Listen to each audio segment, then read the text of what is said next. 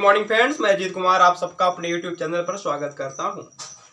Friends, प्राचीन भारत के इतिहास के अंतर्गत हमारा मौर्य काल का टॉपिक चल रहा है। मौर्य काल के राजाओं को हमने पढ़ा, मौर्यकालीन प्रशासनिक व्यवस्थाओं के बारे में भी हमने जान लिया था। आज जानेंगे मौर्यकालीन गुप्तचर व्यवस्था, न्याय व्यवस्था, राजस्व व्यवस्था, मौर्यकालीन समाज, आर्थिक जीवन, इन सबको जानेंगे। इन सबको इसलिए जान रहे हैं क्योंकि प्रतियोगी परीक्षा की दृष्टिकोण से ये सारे के सारे जो पॉइंट हैं बेहद ही महत्वपूर्ण हैं।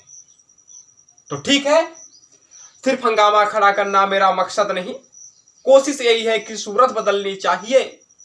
मेरे दिल में ना सही तेरे दिल में ही सही, हो कहीं भी आग लेकिन आग जलनी चाहिए। तो चलिए, तैयारी सतत रूप से चलनी चाहिए। तो ठीक है, शुरू करते हैं। गुप्तचर व्यवस्था, मौर्यकालीन गुप्तचर व्यवस्था।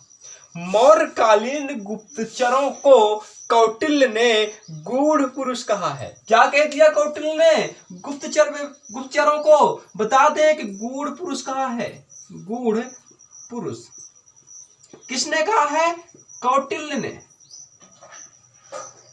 ठीक है, हमने जाना कि मौर्यकालीन गुप्तचरों को कौटिल्य ने गूढ़ पुरुष कहा है। क्या कहा है? गूढ़ पुरुष कहा है। मौर्य काल में गुप्तचर मूल रूप से दो प्रकार के होते थे। पहला होता था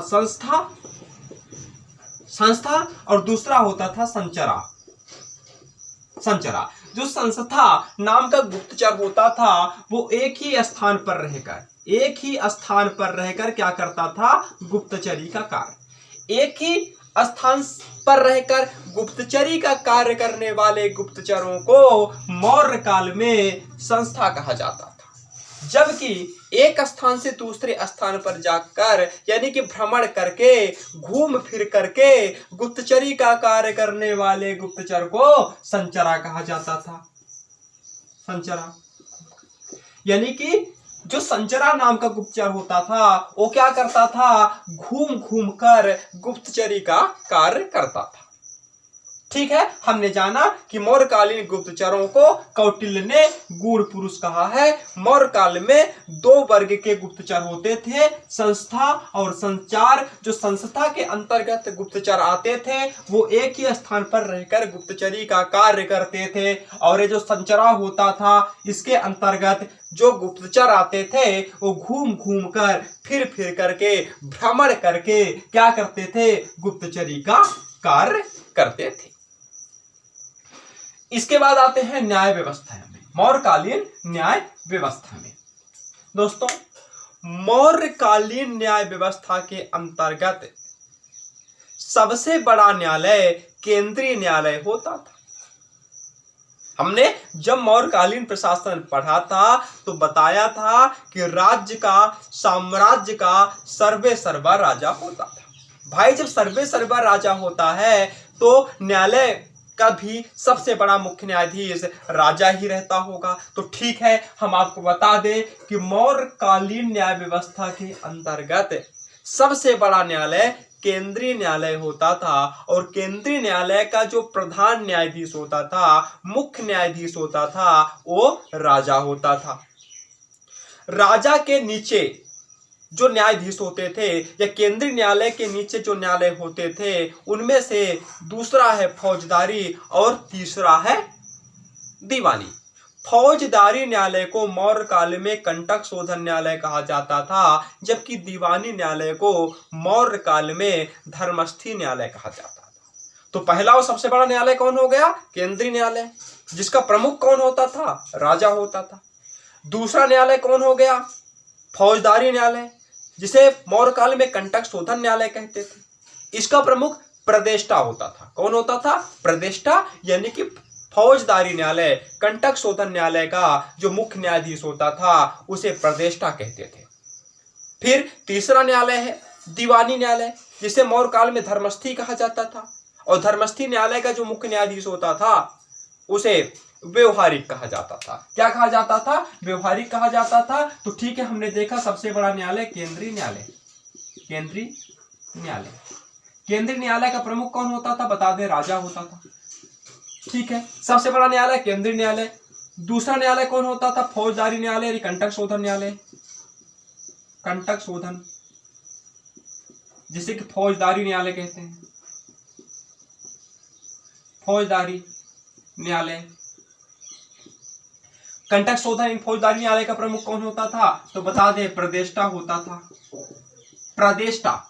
तीसरा है धर्मस्थी न्यायालय। धर्मस्थी न्यायालय या दीवानी न्यायालय। दीवानी न्यायालय। अब दीवानी न्यायालय का जो मुख्य न्यायाधीश होता था वो कौन होता था? तो बता दें कि दीवानी न्यायालय का मुख्य न्यायाधीश व्यवहारिक होता था। व्यवहारिक। ठीक है, हमने जाना कि मौर्यकालीन व्यवस्था के अंतर्गत सबसे बड़ा न्यायालय केंद्रीय न्यायालय होता था, जिसका मुख्य न्यायाधीश या प्रमुख राजा होता था। दूसरा न्यायालय था कंटक शोधन, जिसे कि फौजदारी न्यायालय कहते हैं। इसका प्रमुख कौन होता था? प्रदेष्टा होता था। तीसरा है धर्मस्थी न्यायालय, जिसे दीवानी न्यायालय के नाम से जाना जाता है। इसका प्रमुख कौन होता था? व्यवहारिक होता था। ठीक है, यह बात हो गई मौर्यकालीन न्यायालय और मुख्य न्यायाधीशों की। अब हम आपको बता दें कि मौर्यकालीन न्याय व्यवस्था में, मौर्यकालीन परंपरागत न्याय व्यवस्था में महान सम्राट अशोक ने कुछ परिवर्तन करते हुए दंड विधान को लचीला बनाया था। मौर्यकालीन दंड विधान को लचीला किसने बनाया था? अशोक ने। को लचीला। तो मौर्यकालीन दंड विधान को लचीला किसने बनाया था? तो बता दें कि अशोक ने बनाया था। अशोक ने मौर्यकालीन परंपरागत दंड विधान को यानी कि न्याय व्यवस्था को लचीला बनाया। अशोक ने अपने शासनकाल में लगभग 25 बार वृद्ध कैदियों को, किनको भाई? वृद्ध कैदियों को रिहा किया था। कैदियों को रिहा किया। ठीक है, दंड व्यवस्था को लचीला बनाया। अशोक ने अपने शासनकाल में लगभग 25 बार वृद्ध कैदियों को क्या किया था? रिहा किया था, छोड़ दिया था। मौर्य काल में जब अशोक ने दंड व्यवस्था को लचीला बना दिया तो मृत्यु दंड प्राप्त करने वाले व्यक्ति को 3 दिन की मोहलत दी जाती थी, छूट दी जाती थी, ताकि उसके परिजन उसके सुरक्षा हेतु उपाय कर सके, उसके प्राण बचा सके। और मौर्य काल में सबसे बड़ा दंड व्यवस्था, सबसे बड़ा दंड मृत्यु दंड था। क्या था? सबसे बड़ा दंड क्या था? बता देंगे, सबसे बड़ा दंड मृत्यु दंड था। मृत्यु दंड था। तो ठीक है, हमने मौर्यकालीन न्याय व्यवस्था के अंतर्गत ये सब जाना और ये परीक्षा के दृष्टिकोण से बहुत ही महत्वपूर्ण है। ठीक है, आगे बढ़ते हैं राजस्व व्यवस्था। किसमें? राजस्व व्यवस्था में। देखिए, जिस प्रकार से हमारे देश में वित्तीय वर्ष का समय मार्च से फरवरी तक है, ठीक उसी प्रकार मौर्य काल में भी राजस्व वर्ष होता था। क्या होता था? राजस्व वर्ष होता था, यानी कि वित्तीय वर्ष होता था। तो मौर्य काल में राजस्व वर्ष का समय कब से कब होता था? तो बता दें कि मौर्य काल में राजस्व वर्ष का समय हिंदी महीने आषाढ़ से जेठ तक होता था। आषाढ़ से ज्येष्ठ तक, आषाढ़ से ज्येष्ठ तक होता था। आषाढ़ से ज्येष्ठ तक। ठीक है, हमने जाना कि मौर्य काल में राजस्व वर्ष यानी वित्तीय वर्ष का जो समय होता था वो हिंदी महीने आषाढ़ से लेकर के ज्येष्ठ तक होता था। इस प्रकार से भारत में वर्तमान में वित्तीय वर्ष का समय मार्च से फरवरी तक का है। मौर्यकालीन राजस्व का प्रमुख आधार क्या था? तो बता दें, मौर्यकालीन राजस्व का प्रमुख आधार कृषि को माना जाता था। किसे माना जाता था? कृषि को माना जाता था। मौर्य काल में कौन कौन से कर लगाए जाते थे? तो बता दें कि मौर्य काल में मूल रूप से 4 प्रकार के कर लगाए जाते थे। कितने प्रकार के? 4 प्रकार के कर लगाए जाते थे, जो इस प्रकार है। पहला है सीता। सीता क्या था? कर था। दूसरा क्या है? दूसरा है भाग। तीसरा क्या है? तीसरा हिरण्यक। चौथा क्या है? चौथा है उदक। क्या है चौथा कर? उदक। ये मौर्य काल में लगाए जाने वाले 4 प्रमुख कर थे। सीता कर वह कर होता था जो राजकीय भूमि से प्राप्त होता था। कहां से प्राप्त होता था? राजकीय भूमि से प्राप्त होता था सीता कर। तो ठीक है, बता देंगे राजकीय भूमि का कर सीता कर था। राजकीय भूमि या सरकारी भूमि का कर। ठीक है, मौर्य काल में राजकीय भूमि के कर यानी कि शासकीय भूमि के कर को सीता कहा जाता था। और भाग क्या होता था? तो बता दे, भाग किसानों द्वारा अपनी स्वतंत्र भूमि पर कृषि कार्य करने के पश्चात सरकार को यानी कि राजा को जो कर दिया जाता था उसे भाग कहते थे। क्या कहते थे? भाग कहते थे, स्वतंत्र। तो ठीक है, भाग नाम का जो कर होता था किसानों द्वारा अपनी स्वतंत्र भूमि पर किए जाने वाले कृषि के अंतर्गत राजा को दिया जाने वाला कर होता था। इसके बाद बात करेंगे हिरण्यक। हिरण्यक क्या था दोस्तों? तो बता दें कि जो हिरण्यक होता था ये नगद कर होता था। क्या होता था? नगद कर। नगद कर। तो ठीक है, ये जो हिरण्यक कर होता था ये नगद कर होता था मौर्य काल में। और ये उदक होता था। कौन सा? उदक। ये सिंचाई कर होता था।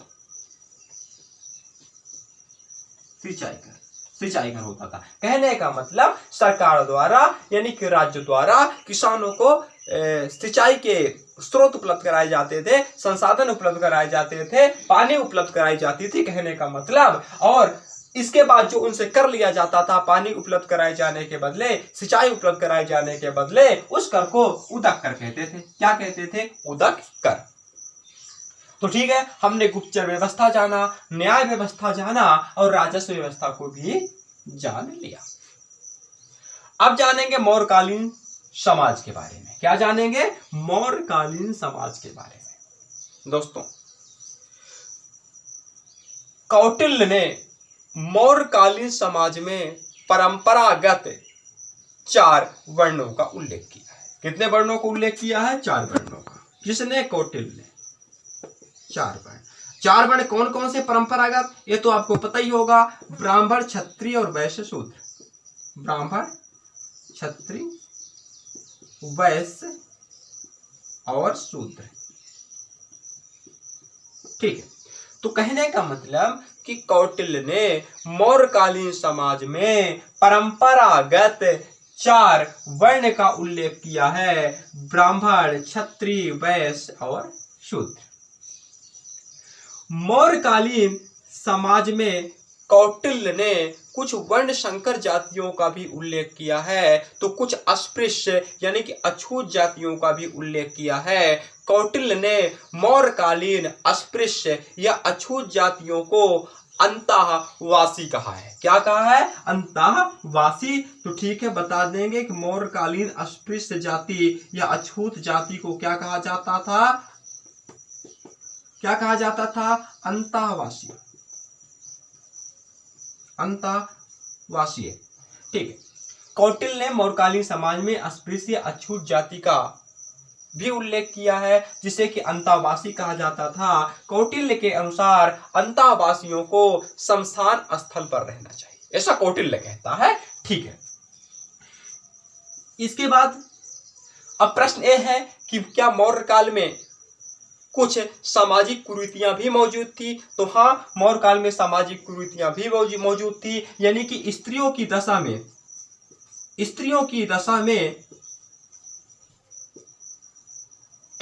दशा में पहले की अपेक्षा गिरावट आई थी। क्या हुई थी? स्त्रियों की दशा में गिरावट आई थी। स्त्रियों की जीवन से संबंधित कई कुप्रथाएं भी देखने को मिलती है, जैसे कि पर्दा प्रथा। कौन सा प्रथा? पर्दा प्रथा। बाल विवाह,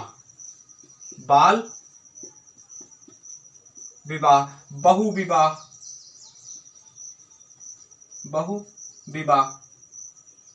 पर्दा प्रथा, बाल विवाह, बहु विवाह और मेगास्थनीज की इंडिका में सती प्रथा का भी उल्लेख मिलता है। तो ये सब क्या थी? ये सब मौर्यकालीन सामाजिक कुरीतियां थी। पर्दा प्रथा, बाल विवाह, बहु विवाह और सती प्रथा। दोस्तों, कौटिल्य ने पर्दा प्रथा का मतलब होता है ऐसी स्त्रियां जिन्हें केवल घर में रखा जाता है, घर से बाहर नहीं निकलने दिया जाता।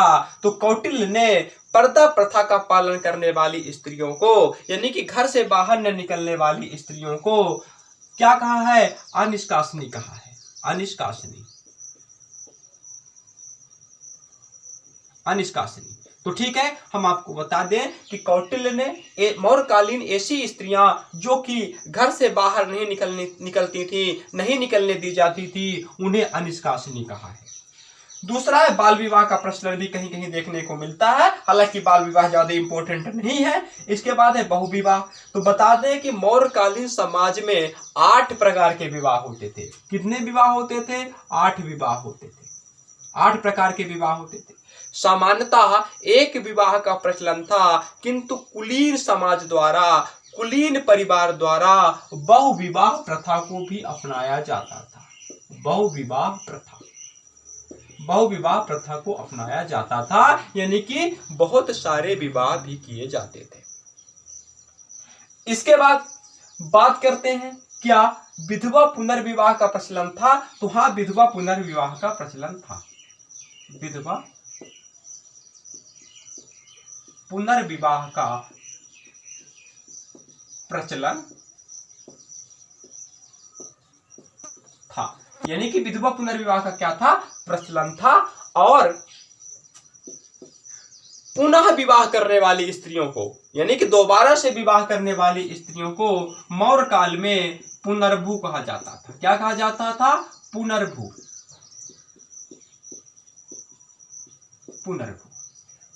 ठीक है, पुनर्भू कहा जाता था, कोई बात नहीं है। इसके बाद हम बात करें कि मौर्य काल में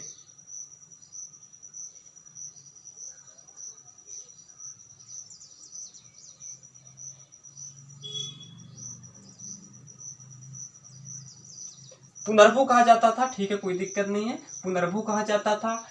इसके बाद हम अगर बात करें कि क्या मौर्य काल में सही में सती प्रथा का प्रचलन था, तो कौटिल्य तो सती प्रथा का उल्लेख नहीं करता, किंतु मेगास्थनीज अपनी एडिका में कहता है कि मौर्य काल में सती प्रथा का प्रचलन था, यानी कि जो स्त्रियां होती थीं अपने मृत पति के साथ चितारोहण कर लेती थी, आग में जल करके अपना प्राण दे देती थी। इसका मतलब है कि मौर्य काल में सती प्रथा का प्रचलन था। स्ट्राबो नाम का इतिहासकार लिखता है कि तक्षशिला की स्त्रियां अपने मृत पति के साथ जल जाया करती थी, मतलब सती प्रथा का प्रचलन था।